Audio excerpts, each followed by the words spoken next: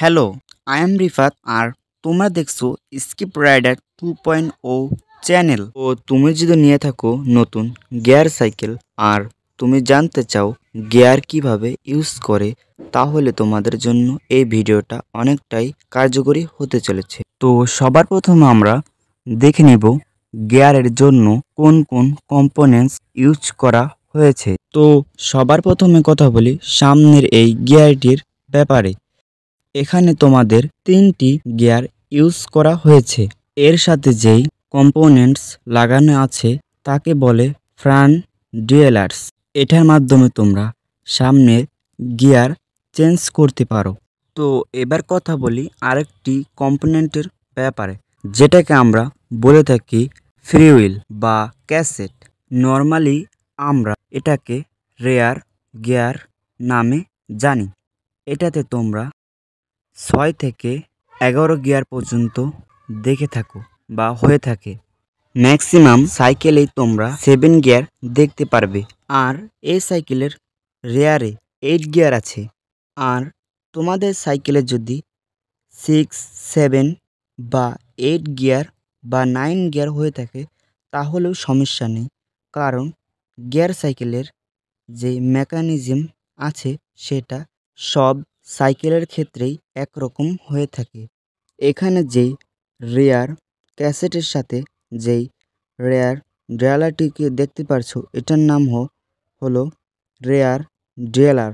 এই জিনিসটা পিচের গিয়ারকে শিফট করার জন্য কাজ করে থাকে। ড্রাইভ চেইনে আমাদের নেক্সট কম্পোনেন্ট হলো চেন। এই জিনিসটা তোমাদের প্যাডেল পাওয়ারকে পিছনের ক্যাসেটে ট্রান্সফর্ম করে থাকে। ড্রাইভ চেইনে আমাদের লাস্ট কম্পোনেন্টস হলো এই শিফটার। ডান দিকের শিফটারটির মাধ্যমে তোমরা পিছনের ড্রালারটিকে কন্ট্রোল করতে পারবে। আর তোমাদের সাইকেলে কয়টার গিয়ার আছে এখানে তা দেখাবে। দেখতে পারছো আমার সাইকেলে 1 থেকে 8 স্পিড পর্যন্ত গিয়ার আছে। আর বাম দিকের শিফটারটির মাধ্যমে তোমরা সামনের গিয়ারটিকে কন্ট্রোল করতে পারবে। তোমাদের সামনে কয়টি গিয়ার আছে তা তোমরা এখানে দেখতে পারবে। তো এইবার কথা বলি তোমরা গিয়ার কিভাবে ইউজ করতে পারো। তো তোমাদেরকে আগেও আমি বলেছি, লেফট সাইডের যে শিফটারটি রয়েছে ওটার মাধ্যমে তোমরা সামনের গিয়ারটিকে কন্ট্রোল করতে পারবে। আর এই শিফটারটির মাধ্যমে তোমরা পিছনের গিয়ারটিকে কন্ট্রোল করতে পারবে। আর তোমরা এটাতে যদি প্রেস করে তাহলে গিয়ার বড় রিং থেকে ছোট রিংয়ের দিকে আসতে থাকবে। আর তোমরা যদি নিচে থাকা কম্পোনেন্টসটিকে টিপ দাও তাহলে গিয়ার ছোট রিং থেকে বড় রিংয়ের দিকে যায়। সামনে সবচেয়ে বড় গিয়ারটি হয়ে থাকে হাইস গিয়ার, আর এটা হলো সবচেয়ে বড় গিয়ার এবং এটা হলো সবচেয়ে ছোট গিয়ার। পিছনে এটা শুধুমাত্র অপোজিট হয়ে থাকে। এখানে সবচেয়ে ছোট গিয়ারটি হয়ে থাকে হাইস গিয়ার। তোমার সাইকেলে যদি 8 কিংবা 7 গিয়ার হয়ে থাকে ওটা হলো তোমার সাইকেলের সবচেয়ে ছোট গিয়ার। এবং সবচেয়ে বড় গিয়ারটি হয়ে থাকে লো গিয়ার। তো তোমরা যদি ইউজ করে থাকো সামনের 3 নম্বর গিয়ার এবং পিছনের প্রথম গিয়ার, তাহলে তোমরা সবচেয়ে বেশি গতি পাবে। এখন আমরা দেখব এই গিয়ারগুলোকে কখন কিভাবে ইউজ করতে হবে। গিয়ার ইউজ করার জন্য তোমরা সামনে 1 থেকে 3-এর দিকে যেতে হবে। আর তোমরা পিছনে 1 থেকে 8-এর দিকে যেতে হবে।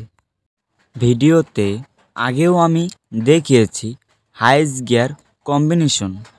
সামনে 3 নম্বর গিয়ার এবং পিছনে 8 নম্বর গিয়ার। এরকমভাবে চালালে সবচেয়ে বেশি স্পিড পাবে।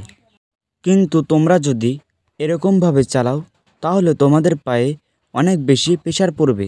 এই গিয়ার কম্বিনেশন তোমরা নর্মালি ডাউনহিল এবং নিচু জায়গায় নামার সময় এবং জোরে চালানোর জন্য ইউজ করতে পারো। তো তোমরা যদি উঁচু জায়গায় যেতে চাও বা ফ্লাইওভারে উঠতে চাও তাহলে তোমাদের গিয়ার ডাউন করতে হবে। গিয়ার ডাউন করার জন্য থার্ড গিয়ার থেকে সেকেন্ড গিয়ারে আসতে হবে এবং পিছনে ফার্স্ট, সেকেন্ড বা থার্ড গিয়ারে যেতে হবে। তাহলে তোমাদের প্যাডেলিং অনেক বেশি ইজি হয়ে যাবে এবং উঁচু জায়গায় খুব সহজে উঠতে পারবে। তোমরা নর্মাল রাইডিংয়ের জন্য সামনে 2 নম্বর গিয়ার এবং পিছনে 5 বা 6 গিয়ার রাখতে পারো। এই গিয়ার কম্বিনেশনে রাখলে তোমাদের সাইকেল অনেক স্মুথভাবে চলবে এবং তোমরা যদি লং রাইডে যেতে চাও তাহলে এরকমভাবে চালালে অনেক দূর পর্যন্ত রাইড করতে পারবে।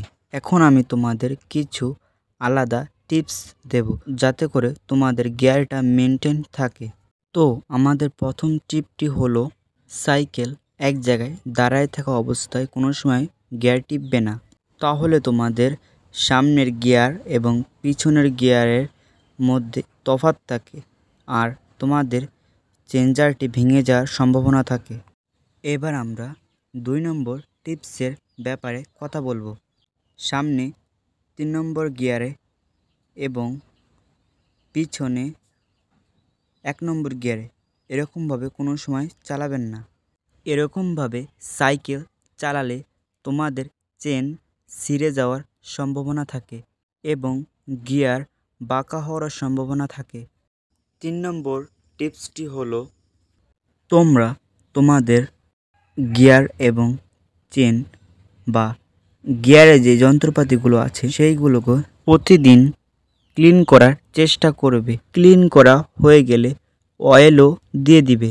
তো আশা করি তোমরা এই ভিডিও থেকে কিছুটা পরিমাণ হলেও গিয়ারের সম্পর্কে ধারণা পেয়েছো। তো আজকের ভিডিওটা কেমন হয়েছে কমেন্ট করে জানাতে ভুলবে না। ভিডিওটা যদি একটু ভালো লেগে থাকে তাহলে তোমরা চ্যানেলটাকে সাবস্ক্রাইব করে দিবে এবং ভিডিওতে একটি লাইক দিয়ে দিবে। দেখা হবে নেক্সট ভিডিওতে।